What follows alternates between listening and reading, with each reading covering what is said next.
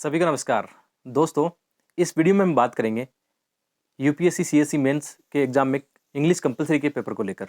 दोस्तों, आपके काफ़ी कमेंट थे कि सर एक वीडियो कंपलसरी इंग्लिश पे बनाया जाए, क्योंकि विशेषकर हिंदी माध्यम के जो विद्यार्थी हैं या नॉन इंग्लिश मीडियम के जो स्टूडेंट हैं, उनको एक समस्या रहती है कि इंग्लिश के पेपर को यहाँ पे पास करना अनिवार्य होता है। अदरवाइज़ क्या होता है, आपकी अन्य पेपर की कॉपी चेक नहीं होती है। बहुत सारे न्यू एस्पिरेंट को ये पता नहीं होता कि इंग्लिश का जो पेपर है कंपलसरी पेपर है, यानी आपको इसमें 300 मार्क्स में से केवल 75 मार्क्स यहाँ पे लाने हैं, यानी 25% मार्क्स आपको लाने हैं। और ये मार्क्स आपके मुख्य परीक्षा के जो मार्क्स होते हैं उनमें नहीं जुड़ते हैं, आपको ये पता होगा। साधारण बातें हैं तो आपको पता होनी चाहिए, ठीक है। तो मैं अपना अनुभव इसमें बताऊँ तो मैंने कोई अलग से तैयारी इंग्लिश के कंपलसरी के पेपर के लिए नहीं की थी। और इसमें जैसे 75 मार्क्स से तो ईजिली मैंने क्वालिफाई किया है। जैसे मैंने 4 मेंस लिखे हैं तो 3 बार तो मुझे पता नहीं चला कि मेरे मार्क्स कितने हैं, क्योंकि आपको एक रोचक तथ्य बताता हूँ यहाँ पे कि आईएएस मेंस में जिसका इंटरव्यू कॉल होता है या जिसका फाइनल सिलेक्शन होता है, उसकी मार्कशीट में कंपलसरी पेपर जैसे हिंदी और इंग्लिश है, या किसी के मतलब अपना other language mother tongue language जो होती है अलग होती है। जैसे मैंने हिंदी चूज़ की तो कई मराठी लेते हैं, कई बंगाली लेते हैं। जो अपनी संविधान में जो 22 भाषाएं हैं उनमें से एक लैंग्वेज चुन सकते हैं, बाकी इंग्लिश कंपलसरी है सबके लिए। तो जिनका इंटरव्यू कॉल होता है या जिनका फाइनल सिलेक्शन होता है तो उनके मार्क्स फिर मार्कशीट में नहीं आते हैं। तो 3 बार तो मुझे नहीं पता मेरे इंग्लिश में कितने मार्क्स आए होंगे, लेकिन एक बार जब मैंने मेंस पास नहीं किया उस समय मार्कशीट में इंग्लिश के जो मार्क्स है वो भी दिखाते हैं। तो मतलब आप अपने मतलब आप ये दुआ कर सकते हो कि आपके मार्क्स आपको नहीं देखना पड़े। मतलब ये अच्छी बात है कि इंग्लिश कंपलसरी के मार्क्स नहीं देखना पड़े, तो आपके लिए अच्छी बात है। ये एक रोचक तथ्य है जो बहुत कम लोगों को पता होता है। तो एक बार मेरे मार्क्स आए थे तो उसमें 90 प्लस ही मार्क्स थे, आराम से इसको मैंने क्वालिफाई कर लिया था। और हिंदी मीडियम के या जो नॉन इंग्लिश वाले हैं उनको घबराने की आवश्यकता नहीं है। जैसे मतलब इंग्लिश के पेपर से डरने की आवश्यकता नहीं है, क्योंकि ये पेपर बहुत आसान है और आपको अपॉर्चुनिटी देता है, मतलब ईजिली इसको क्वालिफाई करने का। तो मैं अपनी स्ट्रेटेजी की बात करूँ तो मैंने क्या किया, इसमें 10 साल के जो सोल पेपर हैं, सोल पेपर कौन से आपको पढ़ने हैं, मैं इस वीडियो के डिस्क्रिप्शन में और ऊपर आई बटन में लिंक दे दूंगा। 90 या 100 रुपये की एक बुक आती है, ऑनलाइन परचेज कर सकते हो, मैं लिंक उसका प्रोवाइड कर दूंगा, आप आराम से इसको परचेज कर सकते हो। उसमें 7-8 सालों की जो सोल पेपर है उनको एक बार निकाल लेना। मैंने अलग से ये तैयारी की थी कि 7-8 साल के जो पेपर है, उस पेपर में किस प्रकार, जैसे मैं अभी बात करूंगा कि उसमें क्या क्या दिया आता है। जैसे मैं एक पेपर का एग्जाम्पल लेता हूँ कि ये 300 मार्क्स का होता है, उसमें से 100 मार्क्स का जो होता है, एक आपको ऐसे राइटिंग करनी होगी, और ऐसे राइटिंग आपको करनी 600 वर्ड में।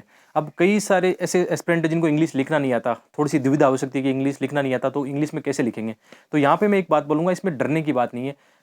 जैसे अक्सर मैं बोलता हूँ कि हिंदी माध्यम के विद्यार्थी को भी एक इंग्लिश का न्यूज़पेपर पढ़ना चाहिए, द हिंदू या इंडियन एक्सप्रेस में से।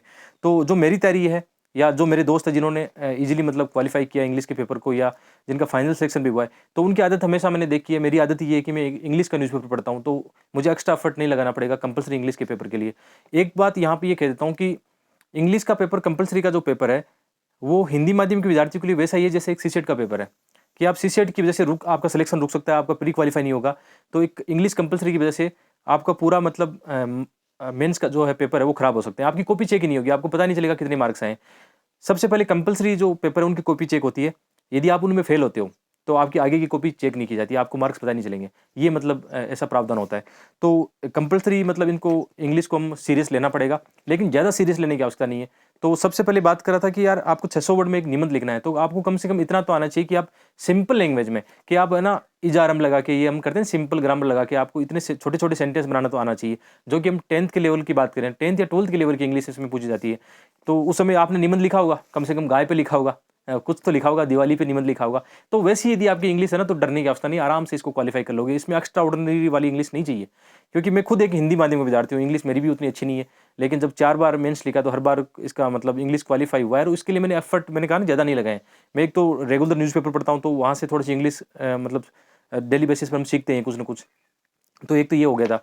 दूसरा जो 5-10 साल के जो पेपर है वो मैंने निकाल लिए थे आसानी से, मतलब जो पेपर है उनको निकाल लिया कि इनमें कैसे-कैसे क्या दिया हुआ है, कैसे उसमें ऐसे राइटिंग पूछी जाती है, कैसे प्रेसिस राइटिंग पूछी जाती है। और आपको इसमें एक रोचक चीज़ें भी बताऊँगा कि कैसे, मतलब आपको कुछ नहीं भी आ रहा है ना तो क्या करना है, उसका भी एक अपने पास एक मेथड है। क्योंकि 75 मार्क्स लाने हैं यार, 75 मार्क्स लाना तो बहुत आसान काम होता है। अभी जैसे इसके मार्क्स जुड़ते तो क्या होता? आप सोचो एक बार कि 300 मार्क्स आपकी मुख्य परीक्षा में जुड़ते तो क्या हाल होता?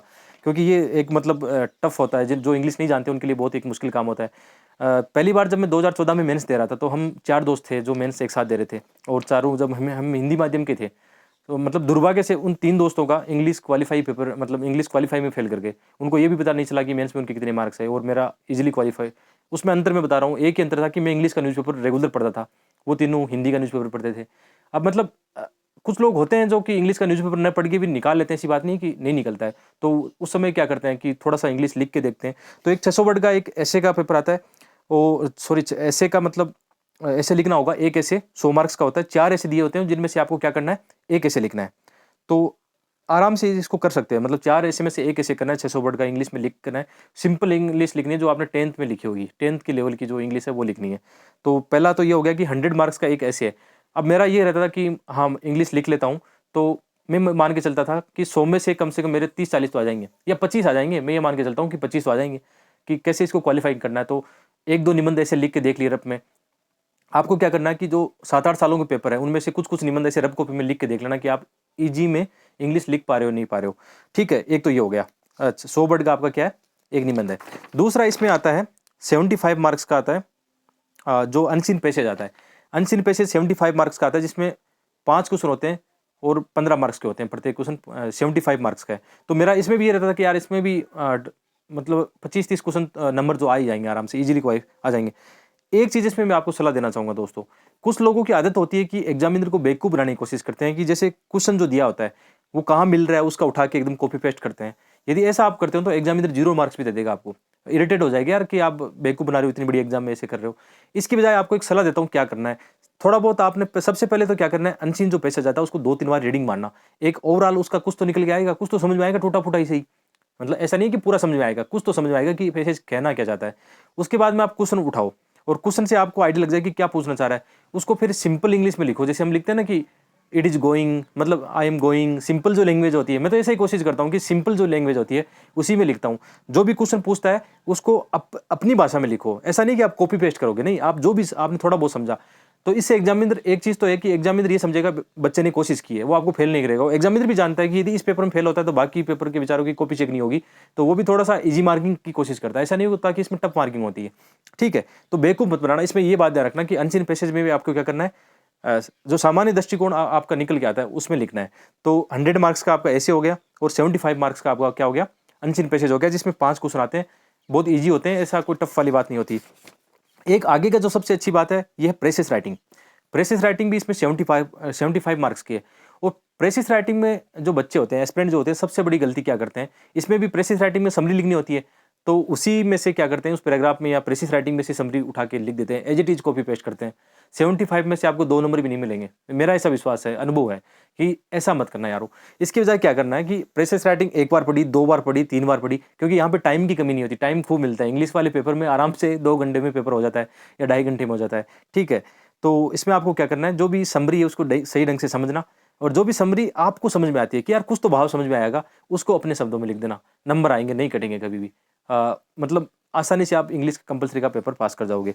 तो ये कितने का हो गया, 250 मार्क्स का हो गया। 100 मार्क्स का क्या हुआ, निबंध का पेपर, और निबंध का मतलब क्वेश्चन, और 150 मार्क्स के यहाँ पे हो गए अनसीन पैसेज और प्रेसिस राइटिंग, तो 250 मार्क्स के हो गए। अब बचे 50 नंबर की ग्रामर। अब कुछ लोग ऐसा सोचते हैं कि ग्रामर उनको तैयार करनी है, उसके चक्कर में बहुत टाइम खराब करते हैं। मेरा ये अनुभव रहा है कि 50 में से कम 10 क्वेश्चन तो मैं कर लूंगा। तो मेरा आइडिया क्या था कि 25-25 क्वेश्चन तो नंबर तो वहाँ आ जाएंगे, 25 एसे में आ जाएंगे, 25 प्रेसिस राइटिंग में आ जाएंगे, 25 कहाँ पे अनसीन पैसेज आएंगे, 75, और 10 मार्क्स यहाँ से ले लेंगे, 10-15 मार्क्स तो यहाँ से छोड़ेंगे नहीं ग्रामर में, कि ग्रामर में कुछ तो वर्ड आते हैं हमें। ठीक है, तो ग्रामर को मैं कभी फोकस नहीं करता था, क्योंकि अलग से उसको टाइम दूंगा। मेंस के दौरान आप जानते हो इतने पेपर ऑलरेडी हैं, तो इसके चक्कर में इतना टाइम खराब करूंगा तो फिर मेंस क्वालिफाई कैसे करेंगे, मेंस में अच्छे मार्क्स कैसे आएंगे। तो मैं यहाँ पे कोशिश करता था कि ग्रामर को ज़्यादा नहीं वेटेज देता था, जो भी नॉर्मल चीज़ें हैं ठीक है उन्हीं से काम चलाता था। तो कुल मिला के 100 मार्क्स का अपना काम बन जाता था, इसमें डर नहीं लगता था मुझे। तो ये तो हुआ मतलब कैसी आपकी स्ट्रेटेजी रहनी चाहिए, पढ़ना क्या है। तो एक तो मैंने बताया कि आप डेली न्यूज़पेपर पढ़ते हो तो आपके बहुत सारे उससे काम हो सकते हैं। आपके मेंस में जीएस पेपर में अच्छे मार्क्स आएंगे, आप इंटरव्यू में अच्छा बोलोगे, वहाँ से बहुत सारी चीज़ें सीखोगे। क्योंकि यार जो आर्टिकल आते हैं ना, मतलब द हिंदू, इंडियन एक्सप्रेस का मुकाबला नहीं है। आप उनका मुकाबला दैनिक जागरण, दैनिक भास्कर से करोगे तो कैसे मुकाबला होगा, क्योंकि जो राइटर लिखते हैं कितना अच्छा लिखते हैं। तो जब उन लेखों, आप जो हिंदू के लेख हैं या उनको पढ़ते हो, एडिटोरियल पेज को आप पढ़ते हो, तो आपकी बहुत सारी समस्याओं का एक समाधान है। मतलब वहाँ से आप मतलब कंपल्सरी जो इंग्लिश है उसको भी सीख सकते हो, मेंस में जीएस में अच्छे मार्क्स भी ला सकते हो, बहुत सारे काम हो सकते हैं। और जिनको ग्रामर पे फोकस करना है कि थोड़ा बहुत ग्रामर पे करना है तो दे सकते हो। मैंने तो नहीं दिया ग्रामर पे फोकस। लास्ट में एक शानदार एक फार्मूला बताता हूँ, इसमें बहुत ही अच्छा एक रोचक फार्मूला है।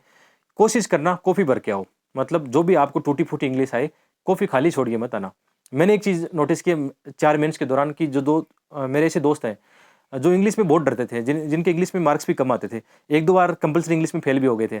तो उनका फिर मैंने देखा, हमने डिस्कस भी किया कि इसमें क्या हो सकता है। तो पहली कोशिश ये कि 10 साल के पेपर निकालें, कुछ-कुछ आइडिया लग जाए कि हाँ, कैसे करना है।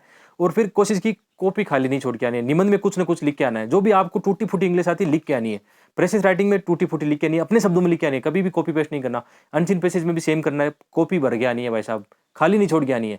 उससे क्या होगा कि एग्जामिनर ये सोचेगा कम से कम एस्पिरेंट ने कोशिश तो की है, हार तो नहीं मानी, तो उसके आपको 75 मार्क्स आराम से मिल जाएँगे।